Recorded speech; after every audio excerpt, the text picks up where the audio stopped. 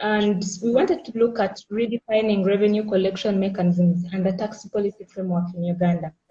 So if to start with, we've seen the president recently calling on Uganda and Africa at large to be self-reliant and to make sure that we have at least 45% of our GDP gotten from the revenue collection. What do you have to think about that, Samantha? I think it's a lofty goal, but I think it's also a complex goal because of how it affects us as individual citizens and the strain we are already under. I think certainly if I was in the position of being, leader of the country and viewing Uganda in that whole sense as just a single country and the aims and goals I have for the nation, it would make sense, but I have to also think about it as I am an individual from the point of what that means for us as individuals, what that means if we're going to, if the government is committing to gain 45% of its GDP from revenue.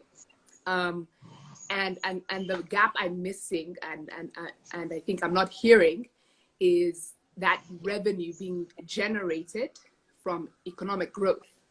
Instead, I think the focus is on tax collection and the idea that there's enough money right now, we're just not collecting it. And I think, even a lay person understands that, look, no one is ever going to be taxed into prosperity.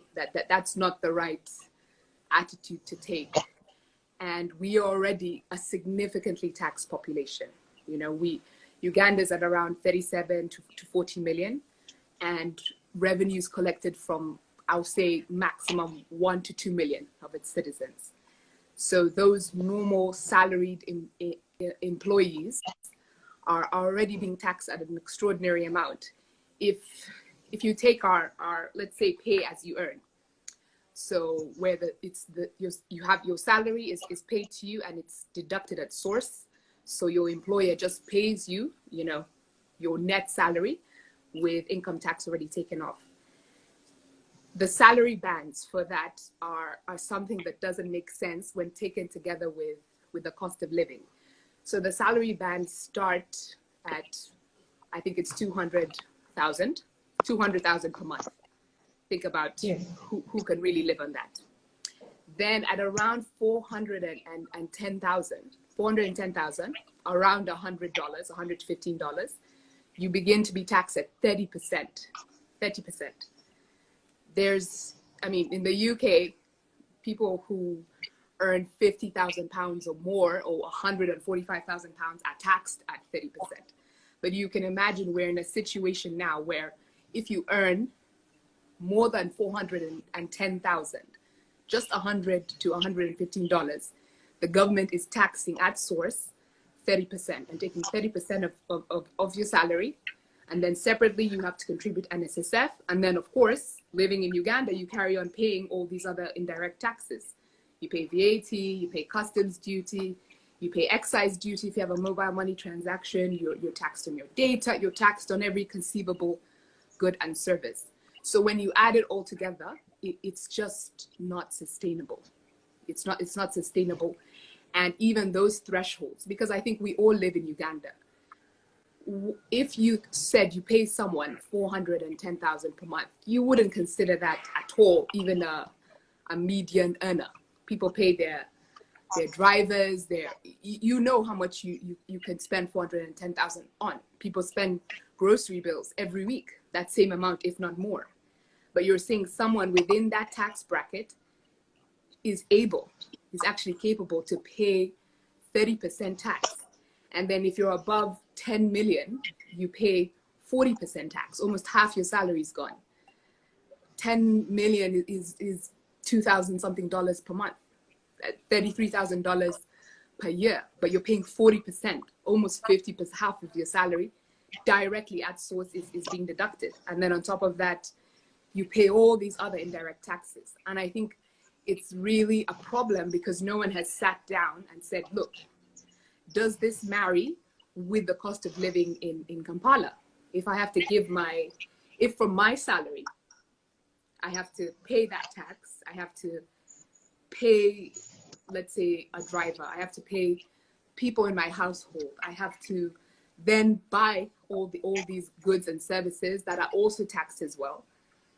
I have to look after, I have to pay school fees. I mean, it's why we're one of those strange countries where salary loans are a thing, because everyone knows, down to the banks, that the majority of the supposedly middle class cannot afford, on their salaries, in their good professional jobs that require a minimum of a bachelor degree, they cannot afford to pay school fees for their children. And their specific financial products targeted, again, on which you pay interest rates at that. I mean, and that is just, you know, symptomatic of the fact that it is really a problem in the economy, and no one has sat down to look at if the cost of living in Uganda at all allows for any of us as citizens to fairly bear this tax burden. So when you hear a goal like 45% of the GDP should come from in-country, and that is not going to come from economic growth, it's going to come from more tax revenues and deepening already very deep tax base, it's very, very disheartening. And there's no morale. I don't think there's any morale for that kind of goal. And if your citizens don't buy into it, it's not going to happen. And you will continue driving them to a point of illegality, of buying out of society and out of the government, even though they're the ones who are best placed to continue to support the government, to support stability and rule of law, because I mean, they're in the privileged position of having employment, but people can only give what they have. Yeah, so that was sort of the genesis of this whole conversation, is when I read that ideal and I really understood it, but I just thought there was a fundamental disconnect with the reality of living in Uganda. So you think it can't work at all, and what do you think it should be like done, in which way? I really think the problems at a country level need to first and foremost be addressed at a country level before you turn to your citizens and to individuals to bear this burden. Have you exhausted what you at your level, at a country level, are able to do? First and foremost, what are you using this revenue for?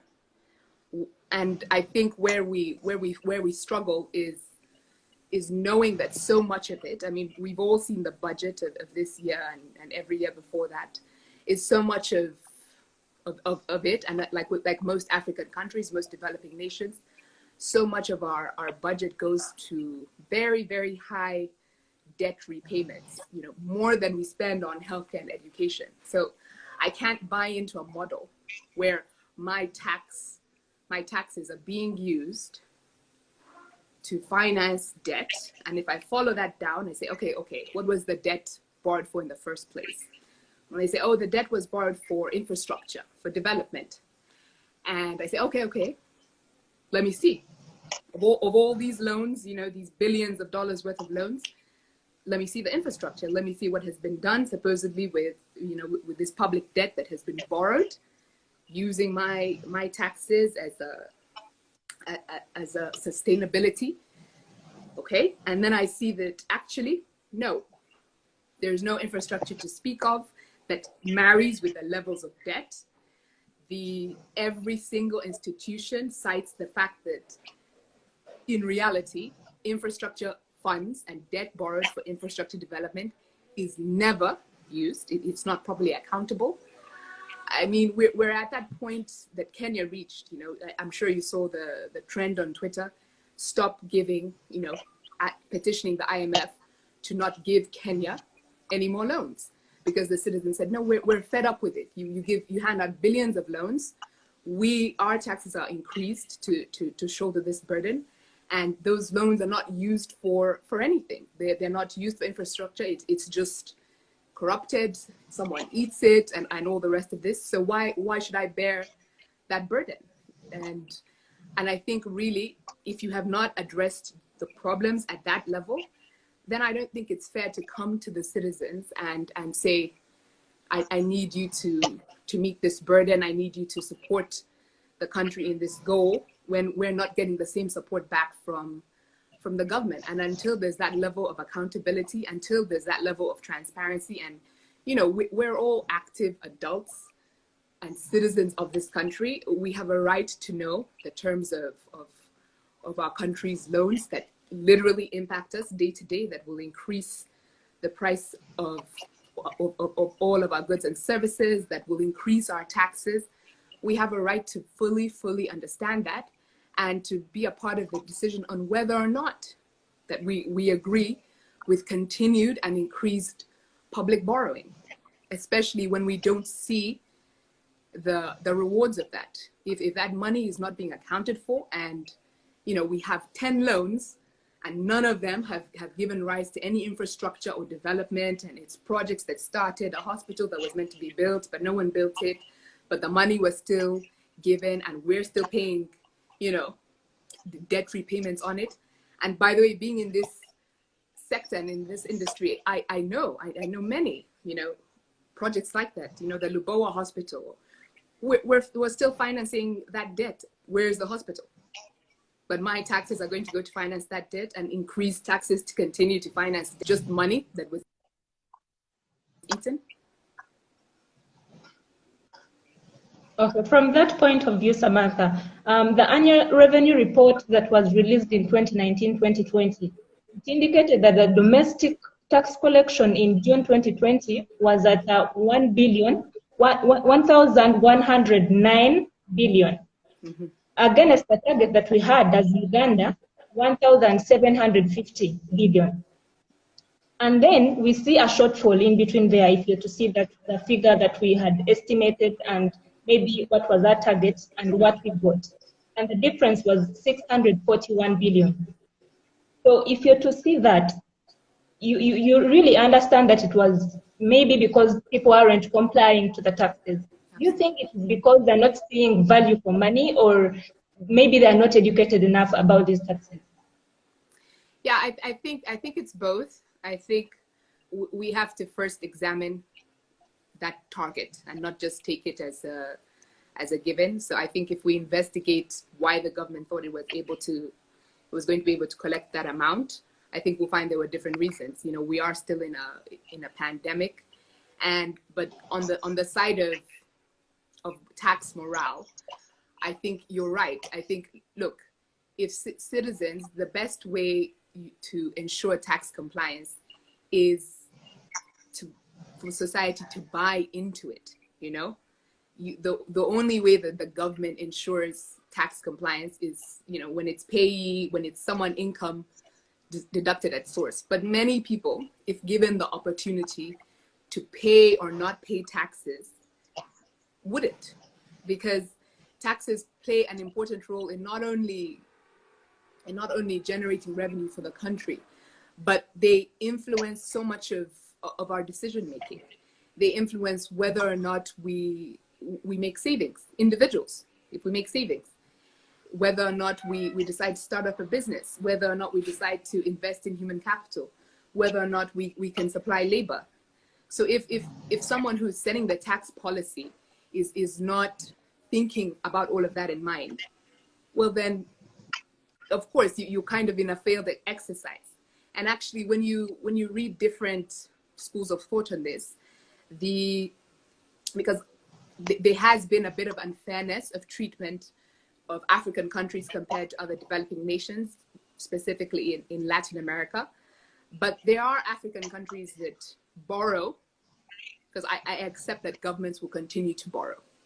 So there are African countries that are able to borrow much more cheaply than specifically sub-Saharan countries. So, like Morocco, all these other northern countries. And actually what you see is the reason they're able to attract cheaper debt is because they have actually domestic savings, you know. So if internally in their country they're able to borrow at 2 to 3%, then when they go out to the market, internationally, they have to kind of match that.